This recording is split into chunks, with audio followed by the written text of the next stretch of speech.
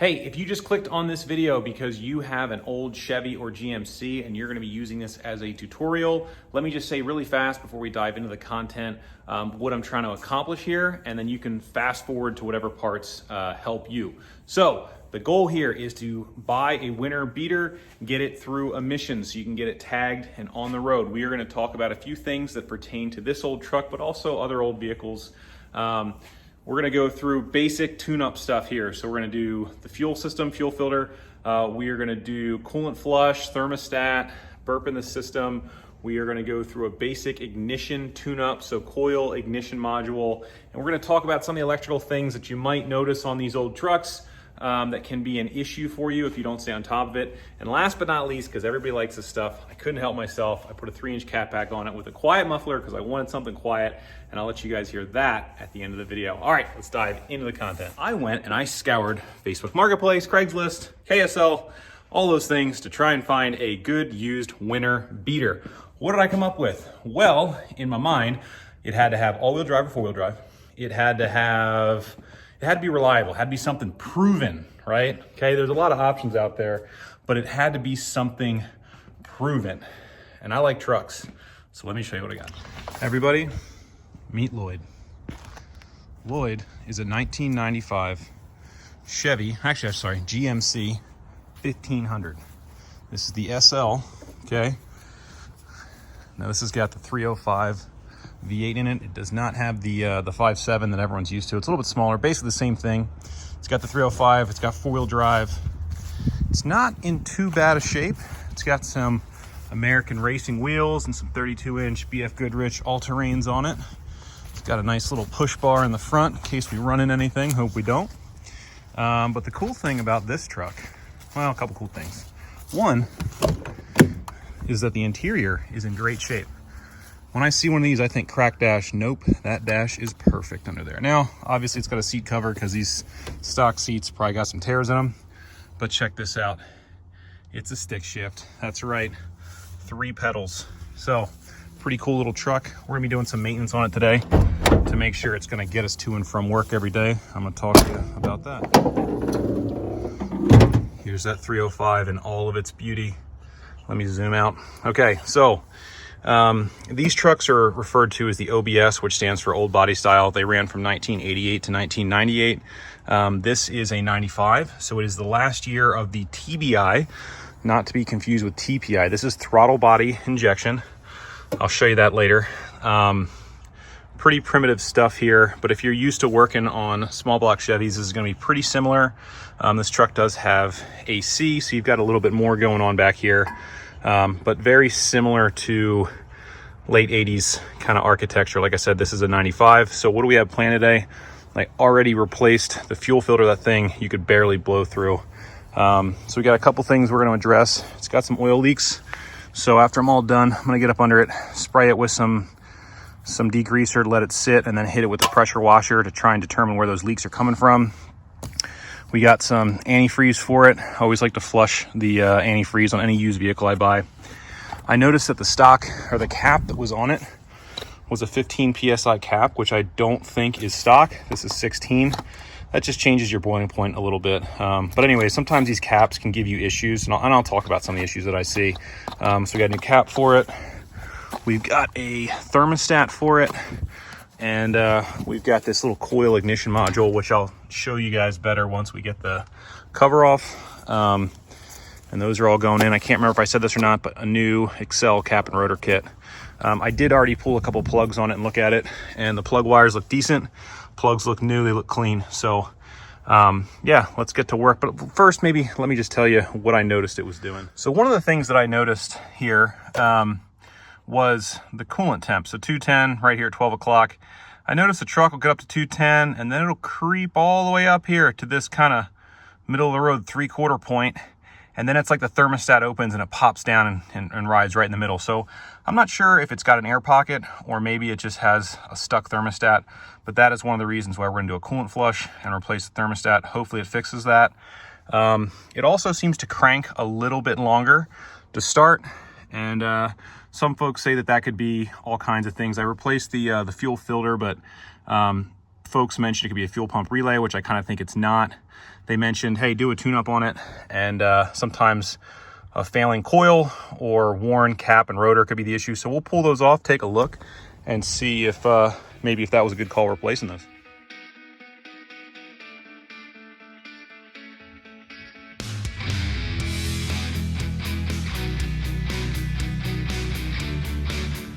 Okay, just in case this is anyone's first time. So when people talk about a cap and rotor replacement, this is your distributor cap, this is your rotor. This spins around on your distributor. Inside of here, you've got all the different lines where your spark plugs are hooked to. As it spins around in the firing order, you get spark, and that's what basically sends spark to each one of the spark plugs. First thing, you can see there's some dielectric grease on here. Whoever was doing maintenance, I think, probably did a pretty decent job. This actually looks to be in pretty decent shape. So, you know, you can see a little bit of wear on the inside, but nothing, in my opinion, too ridiculous. On the flip side, I would say this rotor is probably about time to be replaced. So I don't know if someone just did a cap and just left this rotor on there. But, you know, by comparison, you know, here's the new versus the old. Pretty similar. This is, I've seen a lot worse than this. So probably not the culprit of any issues or, you know, reasons that it could be running better. This probably could stand to be replaced. So we'll go ahead and swap those back in with the new ones from Excel. And just in case you were curious, this is the one that you're going to want from Excel. I got this from Advanced. I think it was like 35 bucks. And yeah. Okay, we'll go ahead, throw the time-lapse back on, pop this back in, hook it all back up. You did see me mark the wires. I just did it real quick in a, you know, 1 through 8. I didn't actually do the firing order, so hopefully that won't confuse anybody. I just did that to know which goes where. And yeah, we'll go pop it back on.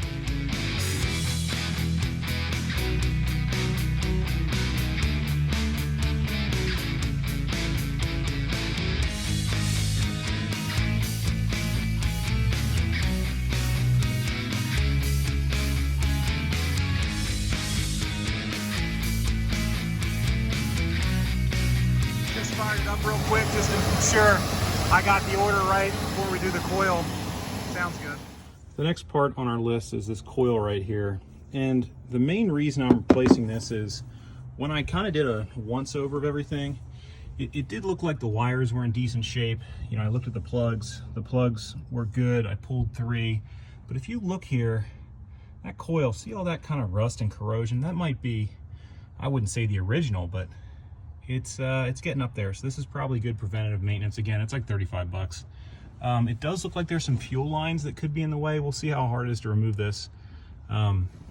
Basically, pop your coil wire off, and from there, this connector, this one actually holds down on top of this one. So you move the gray one first, then the black one, they pop off. Gray is closest to us. Not gonna lie to you, wasn't quite expecting this. So this may be the original coil. What's got me a little concerned, those look like Torx. I'm gonna take a wire brush, try and clean those up. The new one came with some hardware, but I think these brackets are gonna have to swap over like so. So we'll try and knock some rust off of that, see if we can't get a Torx in there, pop those out and see if we can swap these brackets right over. The new kit does come with hardware, so we'll see if it makes sense where that goes. So let me give this a shot. Shucks, guys, those are rivets as far as I can tell. So we're gonna have to go ahead and grind those off. Totally apologize, I did not film the part where I cut the rivets off. Basically all you want to do is just go to the fat side of the rivet, really either side, it doesn't matter. Take your grinder, grind the head of the rivet off so it's flush, then take a punch, drive out the rivets, and then reinstall the new coil on the old bracket with the hardware provided. At this point in the video, I was gonna basically just wrap up the tune-up and just go straight into letting you guys hear the exhaust. Unfortunately, I had a little mishap where I lost total power. I'm saying everything, like you just unplug the battery. And I did a little bit of research, and I'll tell you what it was and what you got to keep an eye on. So if you have one of these old trucks and you're doing preventative maintenance, you just picked it up, this is definitely something you're going to want to look at, especially if it has the stock or, you know, modified side post battery. This could leave you stranded. It's not hard to fix or at least to maintain, but you got to be aware of it. What happened on the way home, or the way to the DMV, I should say, is the truck just shut off. and no power, nothing, right? Checked the fuse box, nothing. And I came out here and, you know, looked at all the battery terminal connections, wiggled this side, it was a little bit loose, and the truck was fine. So I equated it to just being loose here at the positive terminal. But what I read is this is a very common thing, and you need to be very careful that you don't allow these to get too corroded or loose, because that'll happen and it'll leave you stranded. So the parts that you need, at least for mine has this outer bolt here, which I actually don't like. I may try to replace this with something else, because this is a huge pain in the butt to get to. This other side you can get on. This one is hard to get this head on. And then obviously you need yourself an adjustable wrench or a wrench to grab the flats on this right here. So long story short, take this all apart, clean it, we'll put it back together, and then hopefully after that it'll be much better. So obviously you can use a wire brush. I just have a wire wheel. Knocked all that coating. There was some buildup and coating on there. Knocked all that off. Same thing on the head of this one. When I'm done, I'm going to use dielectric grease to assemble it, but let me go hit all those terminals as well. So I cleaned everything up. After doing some more research, the stock ground side is stock. So I just cleaned all that up, put it all back together. This had some aftermarket tomfoolery going on, and the bolt stripped, which is something that normally happens. So I just got a 3/8/16 bolt. I had to cut it down. I used a lock washer and cleaned all these parts up, put dielectric grease on them, and then fastened them back together. Made sure they're on there very secure. The battery is secure, so that is all done. And then as far as the engine bay, if you saw earlier, that thing was hideous, so I hit it with just some real light sandpaper, some 220, and just covered up the rust on the spot that was rusty, and I think it makes the engine bay look better. Also, keep an eye on your coolant. I had to top off the coolant because, again, I think this thing is still just going through and burping all the air out, which will end up at the highest point, which is your expansion tank. So just, you know, make sure you top that off with coolant, and we should be good to wrap up this part. If you're randomly patiently waiting to hear this exhaust, now's the time. So let me tell you what I did. I did not do a full true 2-inch exhaust, or sorry, true dual exhaust on this. The way these trucks work is the driver and passenger side manifolds feed into a Y. The Y goes through a catalytic converter and then goes back out to the back as a single exit. Normally, and when I say normally, I mean this is how my truck was, which appeared to be stock. There's a big kind of long muffler towards the back. It's very quiet. So I had the exhaust shop go from the cat back, jump up to 3-inch, all the way back 3-inch, and then a straight through kind of Magnaflow type muffler to a single exit exhaust. I wanted to keep this thing looking stock. I didn't want a bunch of extra pipes under there. I just wanted to look stock, but just have a little bit more sound. And in my mind, honestly, maybe it's still a little bit too quiet, but it is what it is. It's definitely fine on the freeway. You can hear it a little bit better now, so I'll do a cold start first and then a couple of revs so you can see what it sounds like.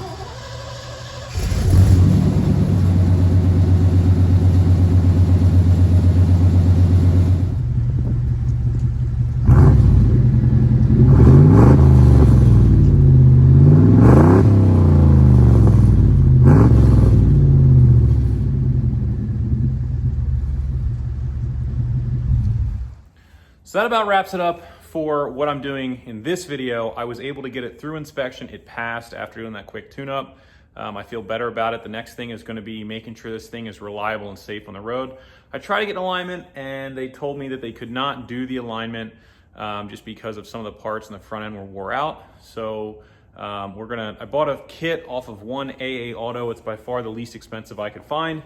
And again, I'm not trying to go all out here, you know, and buy super expensive parts for this. I just want something that'll get me down the road, just to commute back and forth to work. So it's $250. It comes with upper control arms fully assembled. So it has the bushings, the control arms themselves, ball joints all installed, inner and outer tie rod ends on both sides, the sleeves for the tie rods, pitman arm, idle arm bracket, and sway bar end links, which one of mine is broken. So we're gonna throw that in next. I just pressure washed the underside of it after hitting with a bunch of degreaser. We're gonna see if we can find where the leaks are. Between getting the leaks fixed and also that, we should be good, hopefully, and we just be driving it. So hopefully you guys found this interesting and useful, And if you're looking to pick up an older Chevy truck or GMC or Tahoe or something like that, go ahead and do it. I think they're pretty good vehicles, and I think you'll get a lot of enjoyment out of it. You can get them up for relatively cheap, and the parts are super plentiful. So see you next time on Truck and Roll.